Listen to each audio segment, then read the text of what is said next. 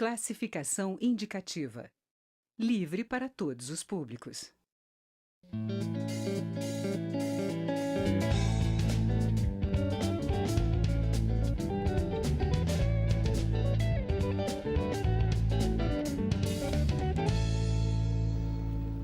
O relator e autor do substitutivo da medida provisória sobre o saneamento aprovada na comissão mista, senador Tasso Gereissati, afirmou que saneamento é o único setor da infraestrutura do país em que ainda vivemos na Idade Média.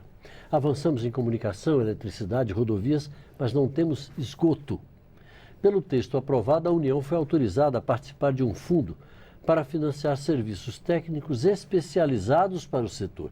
E a regulamentação de águas e esgotos, hoje uma atribuição dos municípios, passa a ser responsabilidade do governo federal, através da ANA, Agência Nacional de Águas. Ela ficaria responsável por regular as tarifas cobradas e estabelecer mecanismos de subsídio para populações de baixa renda. Já os contratos de saneamento passariam a ser estabelecidos por meio de licitações, facilitando a criação de parcerias público-privadas. A oposição acusa o governo de privatizar o setor do saneamento no país. Um dos parlamentares mais envolvidos com essa causa, o deputado Carlos Chiodini, do MDB de Santa Catarina, está aqui com a gente e participa desta edição do Palavra Aberta. Deputado, seja bem-vindo ao Palavra Aberta. Eu queria começar justamente por essa questão final aí que eu coloquei. Essa acusação da oposição procede? Esse texto aprovado facilita a privatização do setor?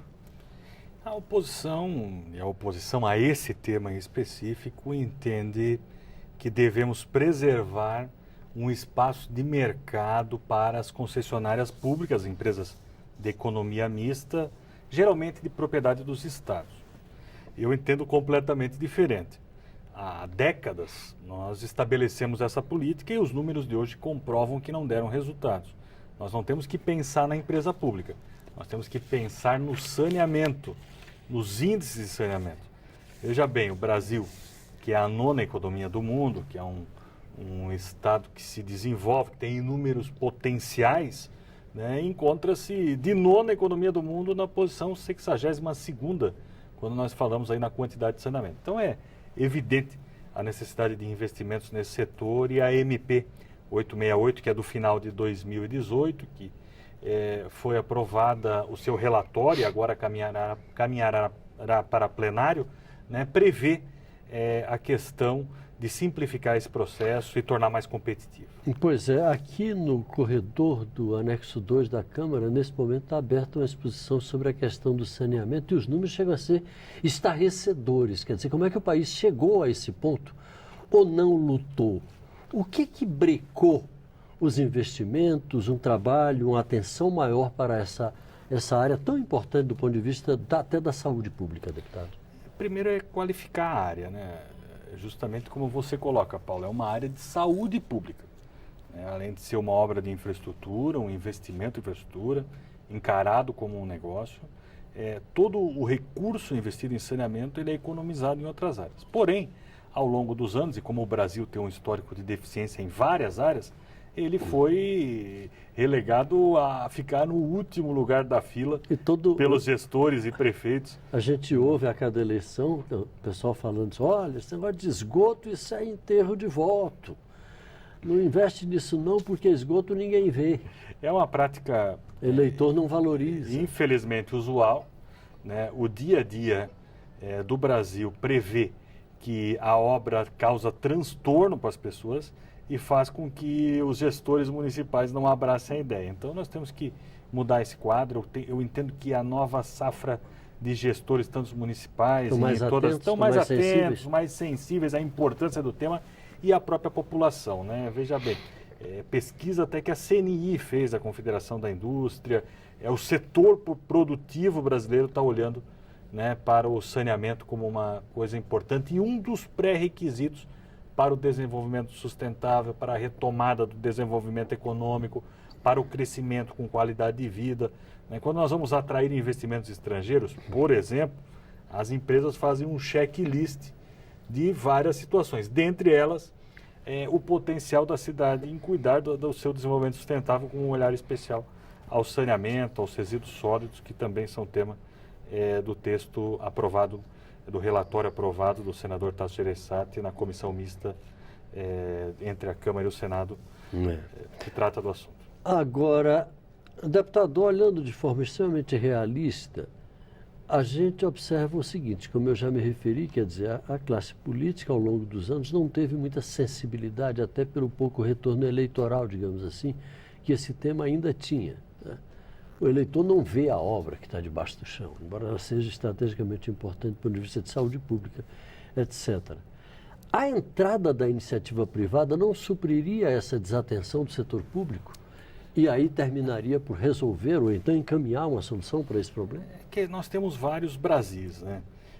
Tem municípios onde o CAPEX, o retorno econômico desse investimento é atrativo. Então, evidentemente, também tem esse parênteses que deve ser feito, a iniciativa privada vai se voltar onde dá lucro. Claro. É a essência do seu negócio, né? E o poder público tem que encontrar formas de auxiliar, e isso também vale para as companhias estaduais, os menores municípios, que são a imensa maioria, né, do território brasileiro. O Brasil é um país de interior que precisa discutir um modelo também tecnológico, um modelo que a conta possa fechar e dê o resultado nesse investimento. Então, há ainda fora a regulamentação legal, que a MP prevê, nós temos que desenvolver tecnologias e formas de fazer o saneamento acontecer de fato no dia a dia das pessoas.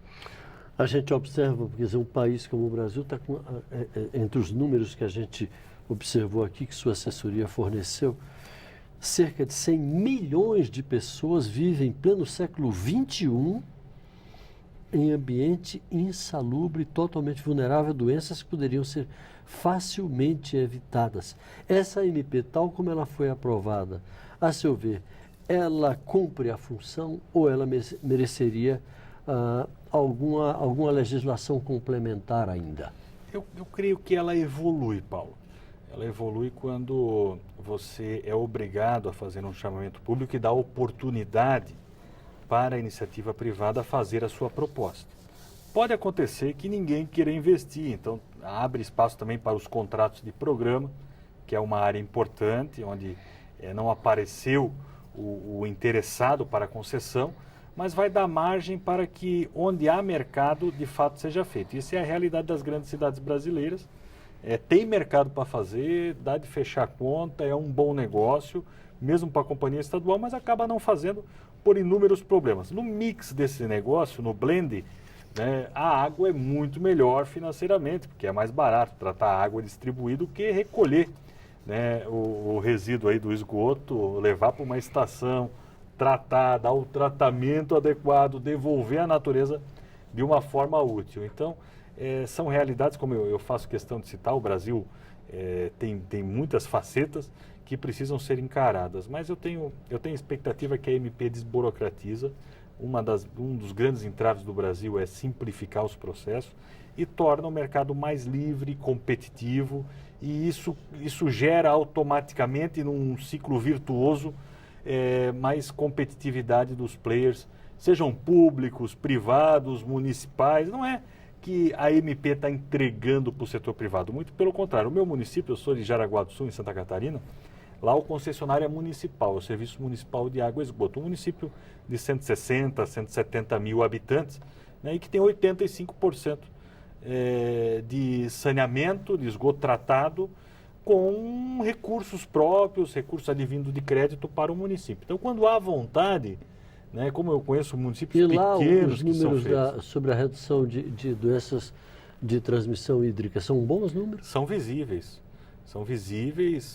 são significativos, há tabelas e metodologias estipuladas mundialmente nas diversas manifestações de problemas de saúde que acontecem nesse sentido, e é um investimento que a sociedade merece. Deputado, durante os debates, a oposição, eu vi aqui que o deputado Glauber Braga, do PSOL do Rio de Janeiro, acrescentou que, aspas, sem os contratos de programa, a maioria das cidades teria que apelar para a privatização dos serviços, pois não teriam condições de fazê-lo por esforços próprios. E para ele esse seria o verdadeiro objetivo da medida, a privatização. O que é que são esses contratos de programa? E será que é isso mesmo? Será que o objetivo é a privatização?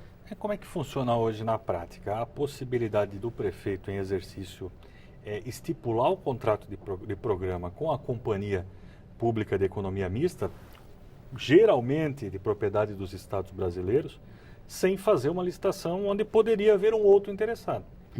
Então é uma reserva de mercado, né, para essas companhias. Eu entendo que essas companhias desbravaram o mercado, levaram água para o interior dos estados quando não tinha.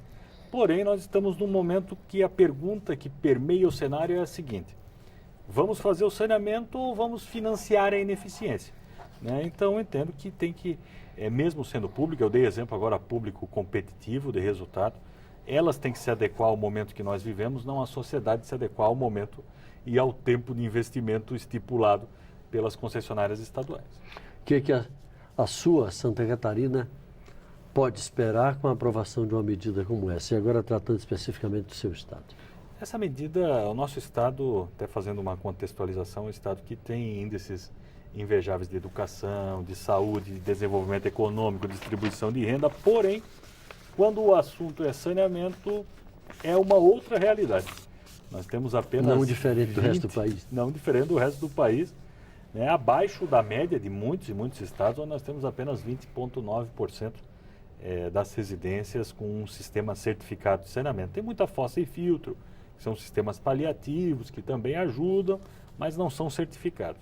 O caminho é longo ainda. Eu espero que um estado pujante tenha a condição de financiar o seu desenvolvimento no saneamento também, a partir da simplificação das regras que agora encaminham para o plenário e que devem ser aprovadas. Deputado Carlos Chiodini, do MDB de Santa Catarina, muito obrigado pela sua participação aqui com a gente. Volte sempre. Obrigado, Paulo, e à disposição para informar. Você de casa, muito obrigado pela audiência, um grande abraço e até a próxima.